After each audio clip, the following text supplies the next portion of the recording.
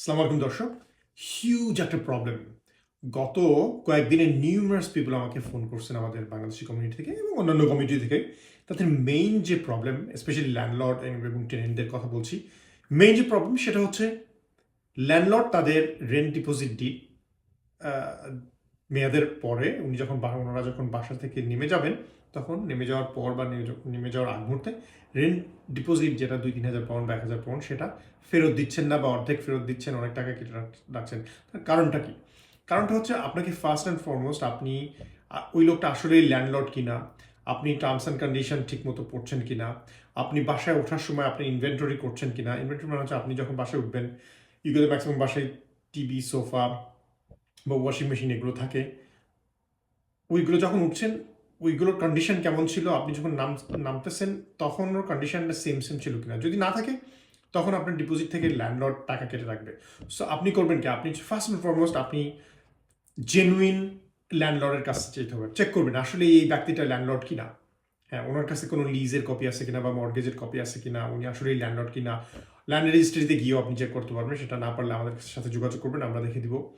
Second, আপনি proper tenancy agreement নিতে হবে। প্রপার টেনেন্সি এগ্রিমেন্ট নেওয়ার পর টার্মস অ্যান্ড কন্ডিশন চেক করবেন যে রেন্ট ডিপোজিট কত, স্পেসিফিক করে দেওয়া থাকবে।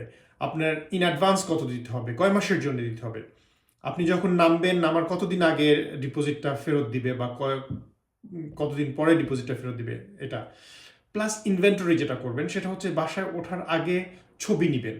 প্রত্যেকটি দরজা, জানালা, সোফা, টিভি, ওয়াশিং মেশিন সব কিছু কার্পেটের ছবি নেবেন, যাতে করে ওই ছবিগুলো আবার আপনি ল্যান্ডলর্ডকে ইমেলও করে দিবেন বাসায় ওঠার আগে বা ওঠার পরপরই, যে তোমার আসবাবপত্রের কন্ডিশনটা এরকম, আমরা যখন নামলো সেম কন্ডিশনে আমরা রেখে যাচ্ছি, বা যখন নামবেন তখনও সেম কন্ডিশনে রেখে যাওয়ার চেষ্টা করবেন। তখন আর ল্যান্ডলর্ড ওই ডিসপিউট দেবে না ডিপোজিট স্কিমে যে আমার জিনিসপত্র নষ্ট করে ফেলছে ভাড়াটিয়া, সো আমি এখান থেকে আমার ড্যামেজের এত টাকা আমি ডিপোজিট থেকে কেটে রাখবো, এটা শেয়ার করতে পারবে না।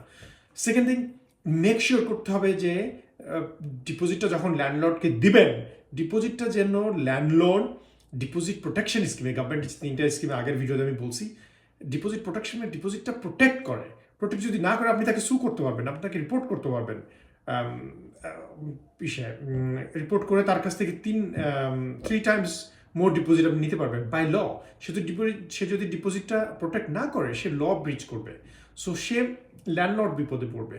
সো এইগুলো লক্ষ্য করতে হবে। এইগুলো যদি ঠিকমতো করেন, আপনার ডিপোজিট 100% ফেরত আসবে। তাছাড়া আপনি যদি ডিপোজিটটা সিকিউর না করেন, তাহলে আপনার সমস্যা।